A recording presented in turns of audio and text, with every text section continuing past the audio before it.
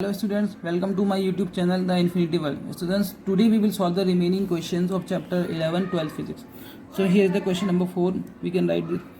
First of all we have to read this question. Monochromatic light of wavelength 632.8 nanometre. सबसे पहले जब solution करते हैं जो वैल्यूज गिवन होती है उसको लिख लेते हैं. तो लाइट की जो वेवलेंथ है वो गिवन है lambda is equal to 632.8 nanometre में है. We have to convert in the metre क्योंकि एसआई में कन्वर्ट करना पड़ेगा. तो नैनोमीटर में 10⁻�9 मीटर बनते हैं. 632.8 into 10⁻�9 metre. This is the value of lambda wavelength and it is saying is produce by a helium neon laser. The power emitted is this. तो power भी दिया हुआ है. पावर कितना है 9.42 यह मिली वाट. तो इसको वाट में चेंज करना पड़ेगा. 9.42 इंटू 10⁻³ वाट हो जाएगा. मिली वाट में 10⁻⁴ वाट -3 वाट होंगे. ये डिवाइड करना पड़ेगा 1000 से. ऐसा समझ लीजिए. तो बोल रहे हैं कि एक मोनोक्रोमेटिक लाइट है जिसकी ये वेवलेंथ थी और वो हीलियम नियॉन लेसर प्रोड्यूस करती है. वो पावर इतनी है उसकी. तो in the A part we have to tell find the energy and the momentum of each photon in the vacuum in the target beam. Sorry, मतलब एनर्जी कितना होगा और मोमेंटम कितना होगा हर एक फोटोन का उस बीम में जो चला है एक साथ. तो इसके लिए हमें सबसे पहले ए पार्ट सॉल्व कर लेते हैं. We know the formula of energy. Energy का फॉर्मूला होता है E is equal to H nu या फिर एच सी अपॉन लैम्डा. यहाँ पे ये वाला फॉर्मूला लगाएंगे क्योंकि हमारे पास लैम्डा गिवन है, एच जानते हैं, प्लांक्स कांस्टेंट और सी का वैल्यू पता है. तो यहाँ से कैलकुलेट कर सकते हैं. एच का वैल्यू लगा देंगे 6.63 into 10⁻⁻34. This is the value of Planck's constant and c means speed of light. So इसका वैल्यू 3 इंटू 10⁸ हो जाएगा. आफ्टर दिस लैम्डा, तो लैम्डा का जो वैल्यू वो लगा लेंगे, अप्लाई कर लेंगे लैम्डा. तो जो आंसर था इट इज़ 632.8 इंटू 10⁻�9. ठीक है. We are having these values. इन सब वैल्यूज़ को लगाएंगे, कैलकुलेट करेंगे. तो कैलकुलेट करने पर आंसर बनेगा ऑलमोस्ट 3.14 इंटू 10⁻⁻19 जूल. ठीक है. This is the answer of energy. ये एनर्जी का बन गया 3.14 इंटू 10⁻⁻19 जूल. और अभी कंप्लीट नहीं हुआ. अब इसमें मोमेंटम भी पूछा है. So for momentum we are having the relation. Chapter number 8 में सीखा था इलेक्ट्रोमैग्नेटिक वेव्स के चैप्टर में. Momentum P is equal to energy upon speed. Light के लिए ये मोमेंटम का फॉर्मूला रहता है, एम भी नहीं रहता है. ठीक है. ई अपॉन सी लगा लेंगे. So we are having the value of E 3.14 into 10⁻⁻19 और जो सी है उसका वैल्यू 3 इंटू 10⁸, क्योंकि सी का मतलब क्या है स्पीड ऑफ लाइट. लाइट की स्पीड का ही वैल्यू होता है. When we will divide we are getting the answer 1.05 into 10⁻⁻27 kilogram metre per second. Unit of momentum kilogram metre per second रहता है. I think you have understood this part. Now we will come on the B part of this question. On the B part it is saying, पढ़ लेते हैं पहले क्या क्या क्या बोला है.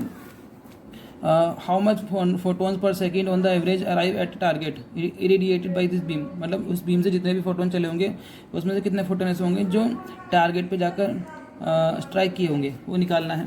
ठीक है. And so we will solve this thing also. ये निकालना है.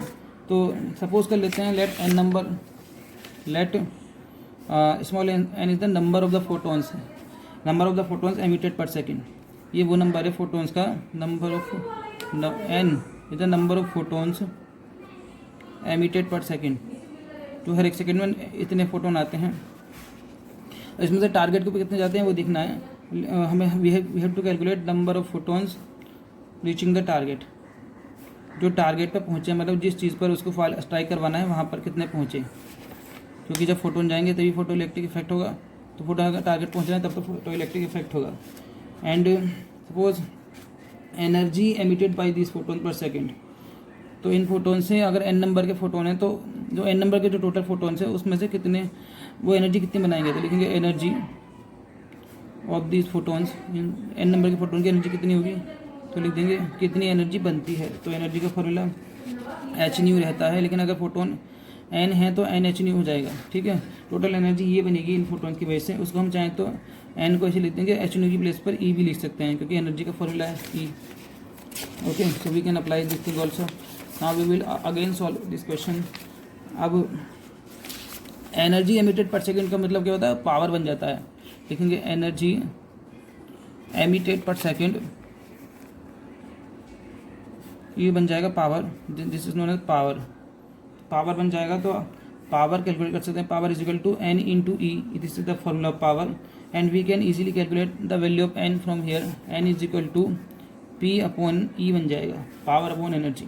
सो we are having the answer, P का आंसर कितना था 9.42 इंटू 10⁻³ और जो एनर्जी है, एनर्जी का फॉर्मूला कितना है अभी निकाला था 3.14 इंटू 10⁻⁻19 जूल में था। तो because it is a number, एक नंबर है तो इसमें कोई यूनिट नहीं आएगा। और after dividing we are getting the answer 3 into 10⁻16, मतलब इतने फोटोन हैं जो उस पर स्ट्राइक करेंगे, ठीक है, 3 इंटू 10⁻16। तो इसका ये बी पार्ट भी कंप्लीट हो गया। Now we have to come on the C part. C part में क्या पूछा है, बहुत इंपॉर्टेंट क्वेश्चन है। सी पार्ट पूछ रहा है how fast on the C part देख लेते हैं। How fast does a hydrogen atom have to travel in order to have the same momentum as that of the photon. Photon को कितना, hydrogen atom को कितने तेज़ी से चलना चाहिए कि उसके पास भी वही मोमेंटम हो जाए जो कि फोटोन के फोटोन के पास मोमेंटम है, ठीक है। तो इसको सॉल्व कर लेंगे तो इसमें मान लेंगे कि लेट वो कितनी स्पीड है, उसकी v स्पीड है, ऐसे लिख देंगे। तो लिखेंगे लेट कितनी स्पीड चाहिए उसकी, v is the speed which is needed, v is the speed which is needed to photon, उसको चाहिए इतनी स्पीड फोटोन को, हाइड्रोजन एटम को, ठीक है।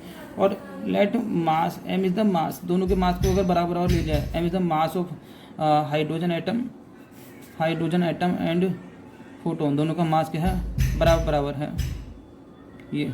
तो then we will apply the and p dash is equal to p, ये बताया गया क्वेश्चन में कि दोनों के मोमेंटम आपस में इक्वल हैं। डेट मीन जो मोमेंटम हाइड्रोजन एटम का है वही मोमेंटम फोटोन का है। तो फोटोन पहले मोमेंटम निकाल लेंगे, मोमेंटम का फॉर्मूला क्या लगाएंगे फोटोन के लिए, बल्कि हमने मोमेंटम फोटोन का निकाल चुके हैं पहले ही। It is 1.05 into 10⁻⁻27 kilogram metre per second, ये वैल्यू फाइंड आउट की थी। This is the answer of photon momentum. तो यही मोमेंटम हाइड्रोजन एटम का भी होगा। तो हाइड्रोजन एटम के लिए भी फॉर्मूला अप्लाई कर लेंगे। जब P था तो लिख देंगे mv dash is equal to, mv रहता है ना उसकी वेलोसिटी v डैश मान लिया है, mv dash is equal to photon का आंसर, मोमेंटम का आंसर ये रहेगा 1.05 into 10⁻⁻27 and we have to calculate v dash. So v dash is equal 1.05 into 10⁻⁻27 divided by m का वैल्यू कितना हो गया 1.67 into 10⁻⁻27। So when we will divide we are getting the answer 0.628 metre per second, ठीक है। इसको proper form में थोड़ा ऐसे लिख सकते हैं, v dash is equal to 0.63 ले सकते हैं, राउंडिंग ऑफ कर देंगे तो मीटर पर सेकंड में ये आंसर आ जाएगा 0.63 metre per second. That means hydrogen atom को इतनी स्पीड से चलना चाहिए तब उसका मोमेंटम फोटोन के मोमेंटम के इक्वल होगा। Okay, now we will come on the next question. Here it is the question, question number this, in an experiment on photoelectric effect the slope of the cutoff voltage versus frequency of light is found to be this, calculate the value of the Planck's constant। Question क्या बोला पहले समझ लेते हैं कि experiment हुआ photo electric effect का, उस एक्सपेरिमेंट में जो स्लोप मिला है कट ऑफ फ्रीक्वेंसी का, कट ऑफ वोल्टेज का मतलब स्टॉपिंग वोल्टेज को लेकर और फ्रीक्वेंसी को लेकर, तो उसमें इंसिडेंट लाइट जो थी उसकी ये वैल्यू मिली, क्या मिली 4.12 इंटू 10⁻⁻15 वोल्ट, ठीक है। Calculate the value of the Planck's constant. Question ये बोल रहा है प्लांक्स कांस्टेंट का जो वैल्यू होगा वो कितना होगा। फर्स्ट ऑफ ऑल बताया हुआ सबसे पहले आपको जो जो वैल्यूज गिवन है वो लिख लीजिए क्वेश्चन में सॉल्व करने के लिए। तो वी आर हैविंग हियर, इसमें हमें क्या क्या दिया हुआ है, वी हैव, एक तो एंगल बताया गया है, स्लोप बोला है ना कि स्लोप कितना है, स्लोप बोला था the slope of the, slope कैसे निकालते हैं पहले इसको ड्रॉ कर लेते हैं जरा ग्राफ को, तो थोड़ा ईजी समझ में आएगा। Like X axis Y axis, तो एक्स एक्सेस पे ले रहे हैं फ्रीक्वेंसी और वाई एक्सेस पे लेंगे वोल्टेज, स्टॉपिंग वोल्टेज, इस तरीके से ले लिया। तो देखिए ग्राफ इस तरीके से है, कुछ ऐसे ग्राफ बनेगा। यहाँ पे एक थीटा का एंगल बनाया क्योंकि ऊपर तो वोल्टेज प्लस के होंगे ना, और स्टॉपिंग वोल्टेज आना तो स्टॉपिंग वोल्टेज के लिए नीचे बनाएंगे, स्टॉपिंग वोल्टेज नीचे यहाँ आएंगे, नेगेटिव होते हैं ऑलवेज। तो ये this is the angle theta. तो ये थीटा का वैल्यू दिया हुआ था, ये बोल रहे हैं कि थीटा जो है एंगल वो कितना है, थीटा का मतलब अब इससे अगर कैलकुलेट करेंगे, इस ट्राइंगल से अगर थीटा निकालेंगे तो क्या बन जाएगा, अगर ट्राइंगल से थीटा निकालने लगे then it will be v upon nu, मतलब tan थीटा का फॉर्मूला लगाएंगे v अपॉन न्यू बन जाएगा। So it is v upon nu, और इसका जो वैल्यू है वो गिवन भी है हमें, v अपॉन न्यू का आंसर कितना कितना दिया है, स्लोप बोला था कि स्लोप है इसका ये, तो स्लोप इज स्लोप दिया हुआ है 4.12 इंटू 10⁻⁻15 वोल्ट सेकेंड, ठीक है, ये स्लोप है। This is the answer of the slope. और थीटा जो है वो एंगल है जो वोल्टेज की, वोल्टेज वाली जो स्लोप ने बनाया हुआ है किसके साथ में, फ्रीक्वेंसी एक्सिस के साथ में, ठीक है। Now we are having the formula of energy, हमें निकालना क्या है इसमें, we have to calculate the Planck's constant, H की वैल्यू निकालनी है, जो आपको याद है 6.63 10 टू द पावर -34 होती है, वो कैलकुलेट करनी है। एनर्जी का formula E is equal to H nu रहता है, एच न्यू लगा सकते हैं और उसको ई भी लिख सकते हैं। एनर्जी को ई, ये this is the relation of stopping potential, ये फ्रीक्वेंसी है, energy is equal to E H nu या फिर ई वी। तो यहाँ से अगर हम अलग करें, अगर यहाँ से वी अपॉन न्यू अलग करने लगे, वी के अपॉन में वाले न्यू ले आइए, तो यहाँ क्या बचेगा, ये बचेगा एच के अपॉन में ई, ठीक है। वी अपॉन न्यू जो हो जाएगा वो एच अपॉन ई के इक्वल आएगा।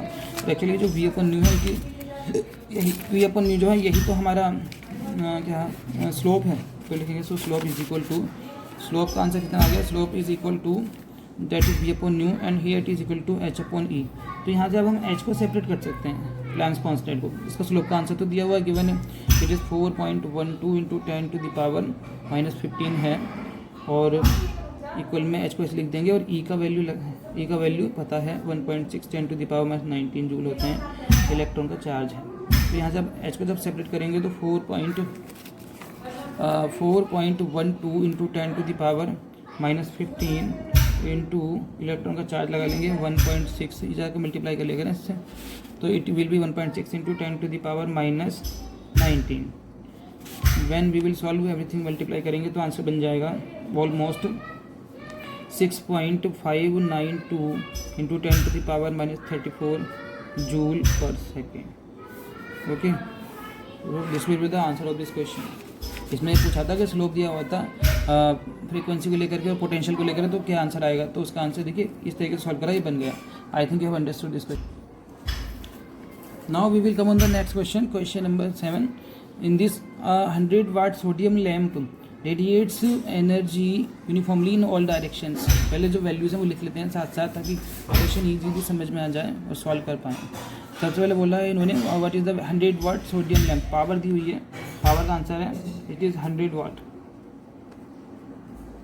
Power is the 100 watt of the sodium lamp in all direction. एक 100 वाट का बल्ब रखा हुआ है, वो एक स्फीयर के अंदर रखा हुआ है, तो वो सब डायरेक्शन में ये एनर्जी को रेडिएट करता है। The lamp is located at the centre of the large sphere that absorbs all the sodium light which is incident on it. मतलब लैम्प जो है वो सेंटर पर रखा हुआ है, जो सारी सोडियम लाइट को एब्जॉर्ब कर लेता है, जो उसके ऊपर आकर फॉल होती है। The wavelength of the sodium light is this, तो उसकी सोडियम लाइट की वेवलेंथ बताइए, लैम्डा से रिप्रेजेंट करेंगे, इट इज़ 589 नैनोमीटर। इसका आंसर है 589 nanometre. In this question what is the energy per photon associated, associated what is the energy per photon associated, energy per photon associated, ठीक है, with the sodium light, ठीक है। एक ये पूछा है, एनर्जी निकाला है पर सेकंड पर कितना होगा, एनर्जी पर सेकंड। और दूसरी बात, at what rate are the photons delivered to the sphere, और फोटोन की डिलीवर होने की जो रेट है ये पूछा गया है इसमें, कि फोटोन की डिलीवर होने की रेट क्या होगी। तो सबसे पहले एनर्जी कैलकुलेट कर लेते हैं, जो वैल्यू गिवन है उसके हिसाब से। एनर्जी का formula E is equal to H nu रहता है, और या फिर एच सी अपॉन लेमडा लगा सकते हैं, because we are having the value of lambda, तो यही फॉर्मूला अप्लाई करेंगे एच सी अपॉन लेमडा वाला। तो एच का वैल्यू है 6.63 इंटू 10 टू द पावर -34 रहता है। C means speed of light is 3 into 10 to the power 8 है, और लेमडा का वैल्यू दिया है 589, it is in the nanometre, तो we have to convert into metre. कैसे करते हैं, 10 टू द पावर -9 से इसमें मल्टीप्लाई कर देते हैं। जब इसको सॉल्व करेंगे, डिवाइड करेंगे, so after dividing we are getting the answer